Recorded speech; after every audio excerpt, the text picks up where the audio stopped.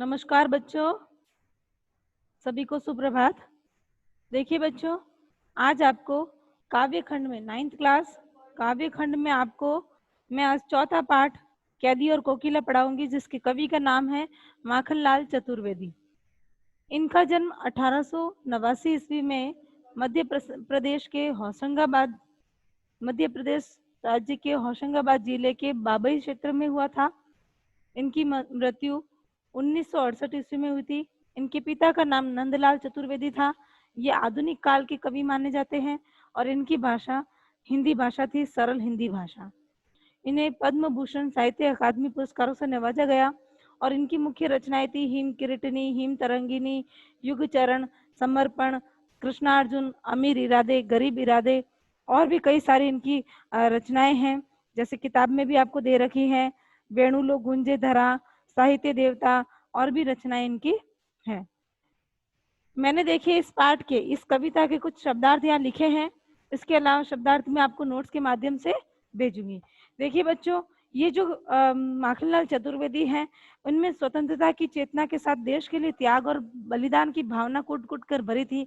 इसलिए इन्हें एक भारतीय आत्मा के नाम से भी जाना जाता है और भारतीय आत्मा इनका उपनाम है और इस उपनाम से इन्होंने कई कविताओं की रचना भी की है। देखिए इस कविता में हम पढ़ेंगे कि कैदी और कोकिला, ये जो कविता है, इसमें हम ब्रिटिश शासन जब भारत में चल रहा था, उस समय किस तरह से हम पर भारतीयों पर शोषण किया जाता था, तो शोषण की बारीकियों को हम अच्छे से इस कविता के माध्यम से जानेंगे। और ये कविता उन शोषण की बारीकियों का विश्लेषण करती है। इस कविता में कवि जेल में एकांकी और उदास रहता है और अपने मन का जो दुख है, असंतोष है, वो तो उनके मन में है ही है, उसके साथ साथ वो ब्रिटिश शासन के खिलाफ आक्रोश भी व्यक्त कर रहे हैं इस कविता के माध्यम से। तो कवि को ये लगता है कि जो कोयल है वो मधुर स्वर में गीत गा रही है। अभी तो वो कोयल को ये कहते हैं कि ये समय मधुर स्वर गाने का नहीं है, बल्कि सब में स्वतंत्रता का अलग जगाने का समय है और सबको मुक्ति का गीत गाने का समय है। तो ये तुम्हें इस तरह से जो तुम मधुर स्वर गा रही हो, ऐसा स्वर तुम अभी मत गाओ।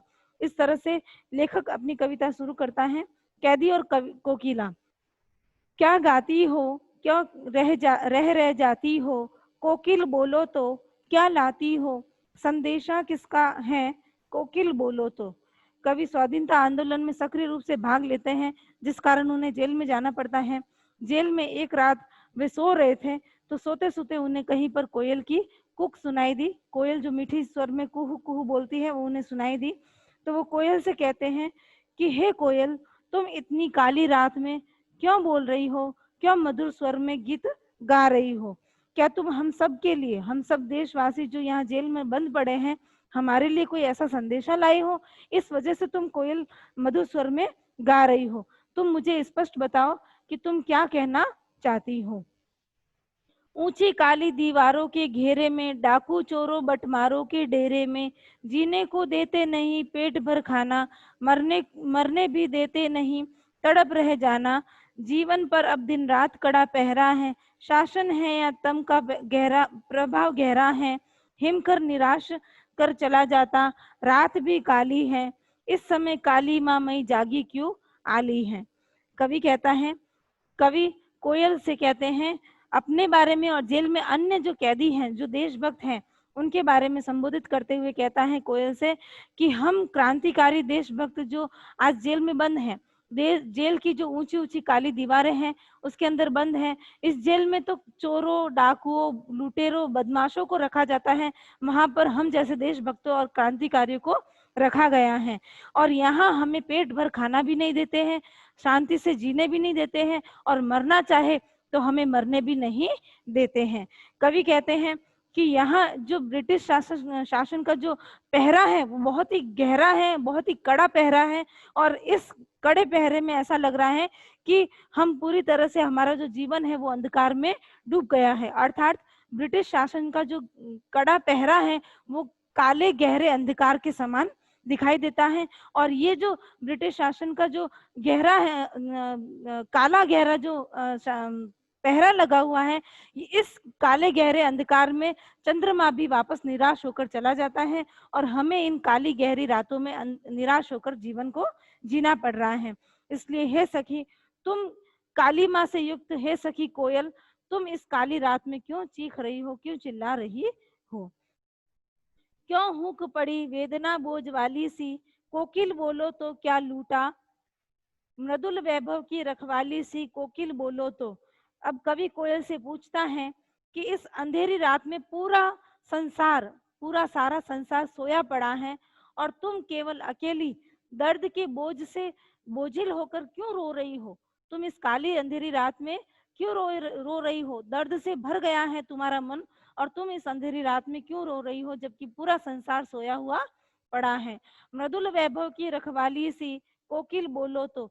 कवि कहता है कि तुम तो मधुर मधुर वैभव की रखवाली हो, जो तुम्हारा जो तुम्हारी जो आवाज है वो मधुरता लिए हुए है, अर्थात तुम मधुर वैभव की रखवाली हो। और तुम्हारे, अब बताओ कि तुम्हारे पास जो मधुरता का जो वैभव है, जो खजाना है, उस खजाने से किसी ने ऐसा क्या लूट लिया जो तुम आज चीख रही हो, चिल्ला रही हो, तुम रो रही हो? क्या हुई बावली अर्धरात्रि को चीखी, कोकिल बोलो तो, किस दावा नल की ज्वालाएं हैं दिखी, कोकिल बोलो तो। कवि कहता है कि मुझे लगता है या तो तुम पागल हो गई हो या फिर तुमने जंगल में भयानक भयानक उड़ती हुई आग की लपटों को देख लिया है। बताओ तुम क्यों चीख रही हो? तुमने ऐसा क्या देख लिया है, या तुम्हारे वैभवशाली मधुरता से भरे हुए जो वैभवशाली खजाना है, उस खजाने से ऐसा क्या लूट लिया गया है जिस कारण तुम आधी रात में भी चिल्ला रही हो? बच्चों, ये कविता आज मैं इतनी ही समझाऊंगी। कल मैं आपको और इस कविता के बारे में बताऊंगी, आगे इस कविता को और पढ़ेंगे। आज के लिए इतना काफी है। धन्यवाद।